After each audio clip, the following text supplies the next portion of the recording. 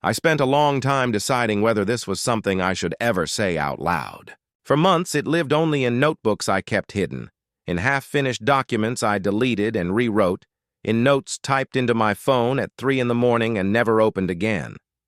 Every time I tried to make sense of it, I told myself the same thing. Stress, burnout, too many nights without sleep. The kind of excuses that sound reasonable until they stop working. But no matter how I rearranged the memories, they always led back to the same place. The same building, the same shift, the same warning. If you're listening to this now, understand something first. I didn't start scared. I started desperate. I had bills piling up, contracts drying out, and that quiet panic that comes from realizing you're always one bad month away from falling apart. I wasn't looking for answers. I wasn't looking for mystery. I just needed a job that paid fast and didn't ask too many questions. That's how I ended up at the toy factory. If you're enjoying this story, please like and subscribe. My name is Andrew Nolan. I was 35 at the time, working as a freelance accountant, mostly handling last-minute audits and internal reviews for companies that were trying to clean things up before someone official came knocking. The kind of work nobody wants to deal with until it's too late. The Santa Lydia toy company reached out on a Wednesday afternoon. The email was short, too short for the amount of money being offered. Urgent internal audit. Data reconciliation required. Night shift presence mandatory. Immediate start. No explanation. The phrase toy factory didn't register as strange at first. I pictured something small, maybe outdated. A business clinging to nostalgia. What I found instead was a massive industrial complex, sitting alone on the edge of an old manufacturing district, far enough from the city that the night felt heavier out there. Concrete, steel, long rows of windows that reflected light but never warmth. I arrived early the first night, out of habit more than discipline. The parking lot was nearly empty, a few older cars, all parked with unsettling precision. Inside, a woman from administration handed me a temporary badge, spoke quickly through the schedule, and made it very clear that my work hours would be between 10 p.m. and 5 a.m. "That's when the numbers settle," she said, like that was a normal thing to say. It was in the lobby that I saw the warning for the first time. A single sheet of paper, laminated, taped crookedly to the wall next to the time clock. Plain font. No company logo, no signature. After midnight, follow procedures as instructed. That was it. At the time, it meant nothing to me. Corporate buildings are full of vague warnings. Follow protocol, observe guidelines. Empty language designed to cover liability, not communicate danger. I clocked in and went to work. The administrative offices were separated from the factory floor by thick walls and fire doors. My job was simple on paper. Review production reports, cross-check internal adjustments, flag anything that might raise questions during an external audit. The numbers weren't wrong. They were smooth, too consistent. No real fluctuations, no seasonal spikes. For a company dependent on toy sales, the stability was statistically unlikely, but not illegal, just uncomfortable. While I worked, I noticed soft music playing through the building. A simple children's melody, barely loud enough to register unless you stopped and listened. I assumed it was leftover from the day shift. Background noise, nothing more. I got up for water and saw the warning again, this time taped to a filing cabinet in the hallway. Same paper, same sentence. After midnight, I checked the time, 11:42 p.m. At midnight exactly, nothing happened. No alarms, no system changes, no dramatic shift in atmosphere, just continuity. If something changed, it was subtle enough that I didn't notice it right away. What I did notice was that the reports on my screen refreshed on their own. I assumed automated syncing. Old systems do that. When I walked to the restroom, the music felt louder. Not cheerful, just closer, like it had moved in my direction. Over the next few nights, the routine settled in. Early arrival, quiet work, numbers that closed themselves, the warning appearing in more places, near the break room, inside hallways that weren't on the map, even on a door labeled as permanently closed. Always the same words. I asked about it casually, made jokes, pretended curiosity. The answers came too fast. Old policy. You get used to it. Nothing important. Nobody sounded confused. Nobody sounded concerned. On the fifth night, I found the document. The archive room was small, windowless, lit by flickering fluorescent lights. Dusty boxes stacked without clear order. I was searching for older contracts when I came across a folder with no label. Inside was a single page. No letterhead, no formal structure, just vague language about commitment, continuity, and responsibility. At the bottom was a signature. It wasn't ink. The color was uneven, darker in the center, faded toward the edges, like something pressed into the paper in one deliberate motion. No payment listed, no end date, no conditions for termination. I closed the folder with a feeling I couldn't name. Not fear, something closer to realizing you've misunderstood the shape of a problem. That night, when I left the building, the warning in the lobby had been replaced. Brand new. Perfectly laminated. Same words, after midnight. That was the week I started drinking more than I should have, not to forget. Just to dull the constant awareness that something in that building was watching how easily I adapted.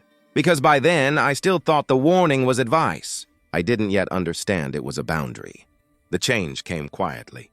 Not as an event I could point to later, not as a moment with sharp edges. It was more like realizing the air conditioning had been on too long, only after your fingers started to feel numb. The factory after midnight didn't do anything wrong. It did everything too well. By the second week, I stopped noticing the exact day I was on. Nights blurred together into one long stretch of fluorescent light, stale coffee, and that children's melody looping endlessly in the background. Sleeping during the day became difficult, then nearly impossible. My mind kept replaying spreadsheets, figures, patterns that closed themselves with unsettling elegance. I walked in one night and realized I could hear the music before I reached the lobby.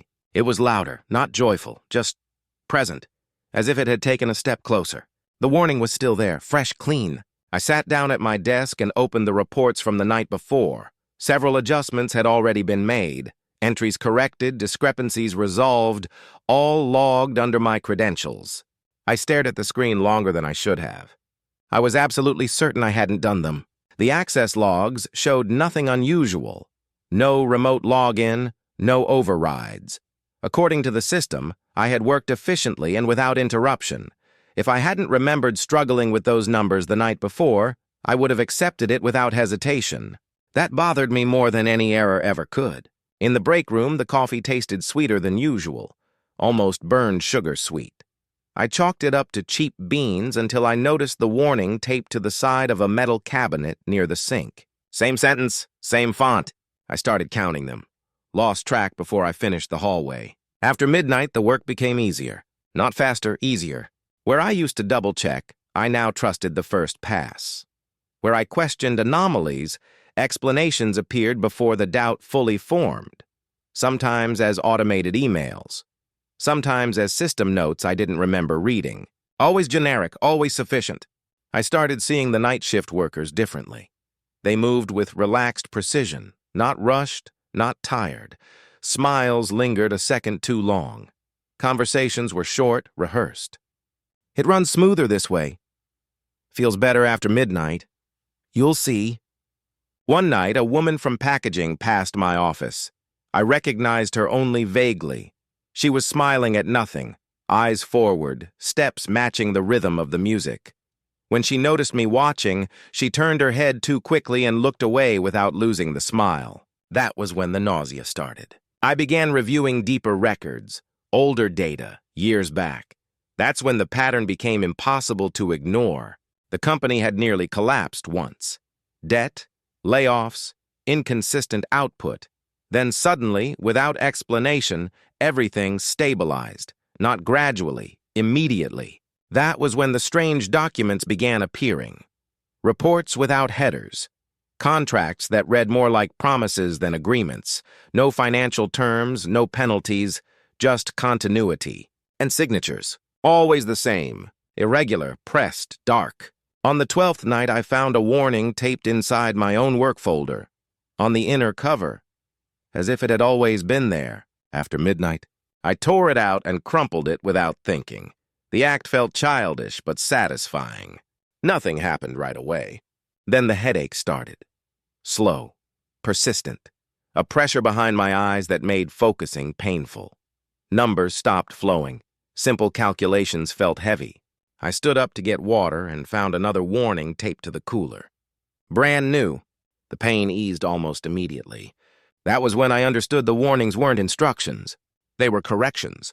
Where one disappeared, another appeared. Where resistance surfaced, something adjusted. The system didn't punish, it compensated. That same night, I noticed something new beneath the music. A faint sound woven between the notes. Irregular, almost like muted laughter. Not coming from any one place, but everywhere at once. No one reacted. I started drinking during my shifts. Small amounts, mixed into coffee. Not enough to feel drunk, just enough to soften the edges, to make questioning feel unnecessary. Acceptance felt warm. On the 14th night, I didn't notice midnight pass until my shoulders relaxed on their own like a reflex. I caught myself smiling at the screen, a calm, genuine smile. Then I heard my name. Not loud, not clear, folded into the melody like it belonged there. I stood up and walked toward the factory floor without knowing why. The machines were running, though no production order was logged. Toys moved down the conveyor belts with perfect timing. Plastic dolls, small cars, simple things. Harmless things. The workers moved among them with quiet focus, not possessed in any dramatic way, just aligned, tuned. I realized I was repeating phrases in my head. Concepts about efficiency, continuity, joy in repetition. Ideas too simple to challenge. That was the first time I felt real fear. Not panic, clarity. The fear of realizing that if I stayed much longer, I wouldn't remember why any of this had ever seemed wrong. I forced myself back to my desk, like wading against a slow current. Sat down, closed my eyes, breathed. The warning was on my desk again. Perfect, smooth, after midnight. That was when it finally clicked. The factory wasn't threatening me. It was teaching me. Learning takes repetition. By the third week, I wasn't tracking nights anymore. The calendar on my phone said days were passing, but inside the factory it felt like one long, uninterrupted shift. Fluorescent light erased time. The music erased silence. And the work erased friction. I started keeping notes by hand. Not on the company computers. On a small notebook I carried in my jacket and never left inside the building. Times, sensations, phrases I heard repeated too often. Tiny changes in lighting. The way my body felt right before and right after midnight. It was a desperate attempt to anchor myself to something external. Something the system couldn't quietly fix for me. Even then, gaps appeared. There were nights I couldn't fully remember. I'd find completed reports in my sent folder, emails approved under my name, reconciliation logs signed off cleanly and efficiently. Everything correct, everything final, everything done by someone who looked exactly like me on paper. One morning, I woke up sitting in my car in the parking lot. The engine was off. My hands were still on the steering wheel. The sun was already up, washing the building in a color it never had at night. My phone said it was 6:38 a.m. I didn't remember leaving. What I remembered was the feeling I'd woken up with. Calm, satisfied, like a task well completed. That was the morning I decided to stop drinking. Not out of discipline, out of fear. Alcohol had helped me keep distance at first. Now it felt like a shortcut. A way to lower whatever resistance I still had. I spent the day shaking, head pounding, nerves buzzing, but painfully aware of one thing. If I walked back into that factory sober, I would have no excuse for what I noticed next. I arrived tense that night, alert in a way that hurt. The warning in the lobby looked closer to the time clock than I remembered. Maybe it wasn't.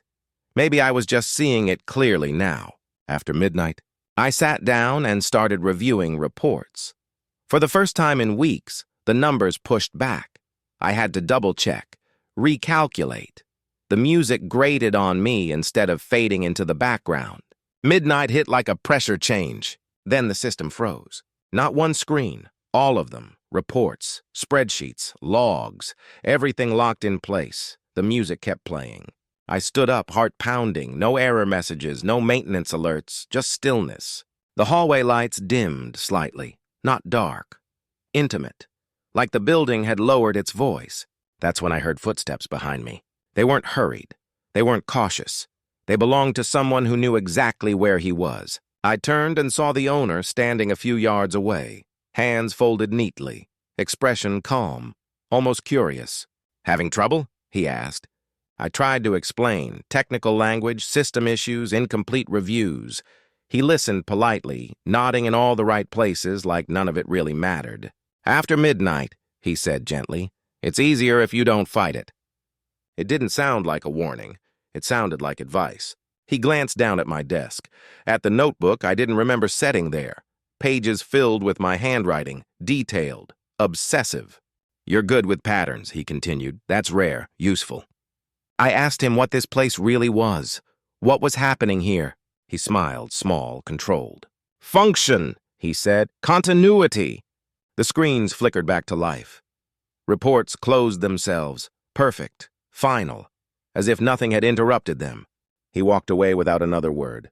I stayed there, staring at my reflection in the dark glass of the monitor, understanding that the conversation hadn't been an explanation.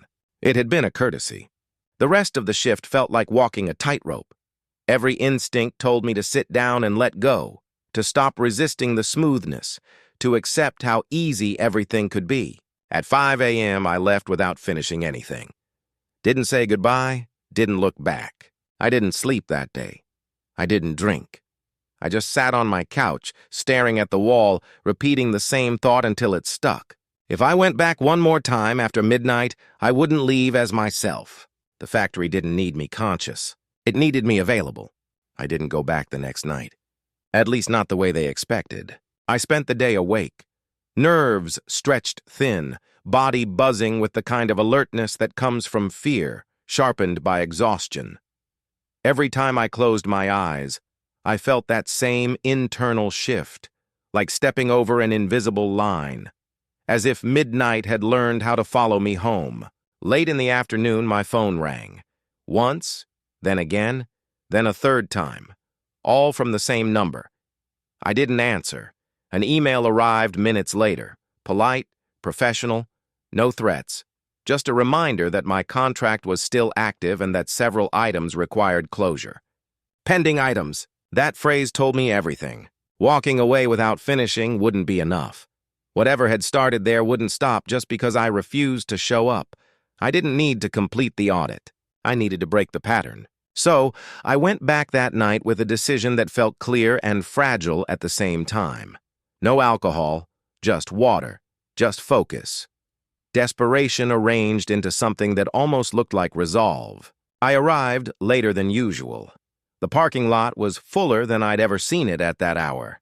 Cars lined up with unnerving precision, evenly spaced, perfectly aligned. I parked, sat there for a moment, and felt my heartbeat slow, as if my body already knew what kind of place it had returned to. When I scanned my badge, the beep from the reader lagged by a fraction of a second, long enough for me to notice. The warning was there, fresh, immaculate. After midnight, I didn't sit at my desk. I didn't turn on my computer. I walked straight toward the archive room, ignoring the way my feet felt heavier with every step, like the building was quietly negotiating with my muscles. The archive room was brighter than it should have been. Boxes neatly arranged, a sense of readiness in the air, like something had been left open on purpose. The folder was easy to find. Too easy. The document lay inside unfolded, waiting. When I leaned closer, I noticed something I'd missed before. The signature wasn't just one mark.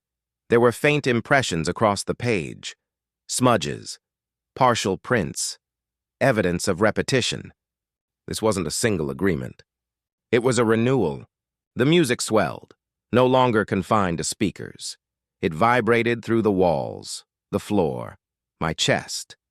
A pressure settled in my thoughts, coaxing, patient. The familiar urge to stop thinking, to sit, to let things work themselves out. I checked my watch. 11:58 p.m. I grabbed the paper and felt resistance, like pulling something slightly elastic. My head throbbed immediately, sharp and punishing.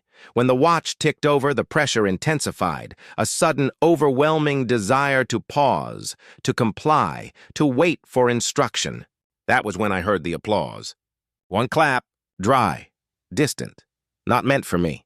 It was approval. I tore the document apart, ripping it unevenly, hands shaking, ignoring the pain blooming behind my eyes. The music faltered for the first time, skipping like a damaged recording. Lights flickered. Somewhere down the hall, voices rose, confused but not panicked. I poured water over the shredded pages. Not because I knew it would help, because it felt necessary. The music stuttered again. I ran. I don't remember the path to the exit. Only fragments. A fire door. My breath too loud. One last warning posted crookedly near the stairwell, the letters slightly distorted as if printed in a hurry. After midnight, follow procedures as instructed. I pushed through before my eyes could finish reading it. I never went back. I cut off contact, changed numbers, turned down work.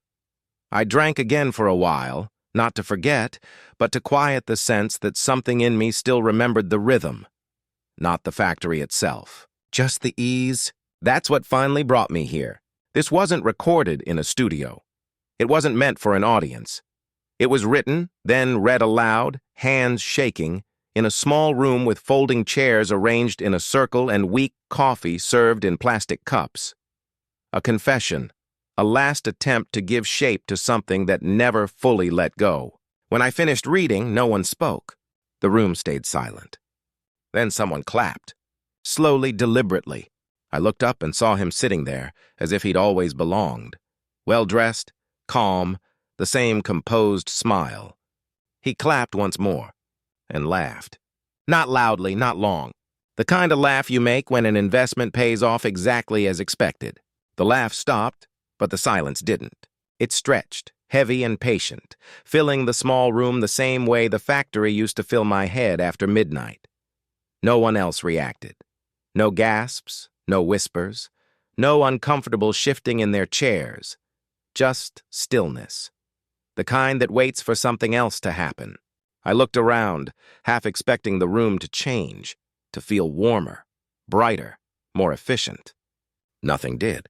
The man lowered his hands and rested them neatly on his knees. Up close, he looked exactly the way he always had. Clean, orderly, unremarkable in a way that felt intentional. The sort of person you wouldn't remember seeing unless you were looking directly at him. "Thank you," he said softly. Not to me, to the room. The group leader cleared his throat, visibly uncomfortable, and suggested we take a short break. Chairs scraped against the floor. People stood. Conversation started again, low and cautious. Normal sounds, normal movement.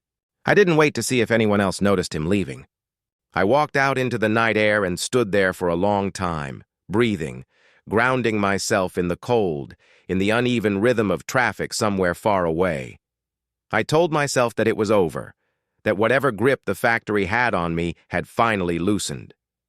Most days I still believe that, but sometimes, when I wake up before dawn, I catch myself lying perfectly still, listening, waiting for a melody that isn't there, a rhythm my body learned and never fully forgot. I don't work nights anymore. I don't audit companies that don't make sense on paper. I don't step into buildings that feel too organized, too smooth, too eager to help. And I never ignore warnings I don't understand, because some systems don't punish failure. They absorb it. They wait. And when they clap, it's never for you. This account is based on stories shared anonymously in online forums. We cannot verify all details, but the experience has been documented as reported. We thank the original author. Have you ever worked the night shift? Ever felt like something was off but impossible to explain? Share your experience in the comments. If you enjoyed this story, please like and subscribe.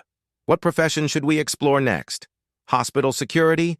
Truck driver? Warehouse worker? Let us know. And remember, after midnight, everything runs smoother.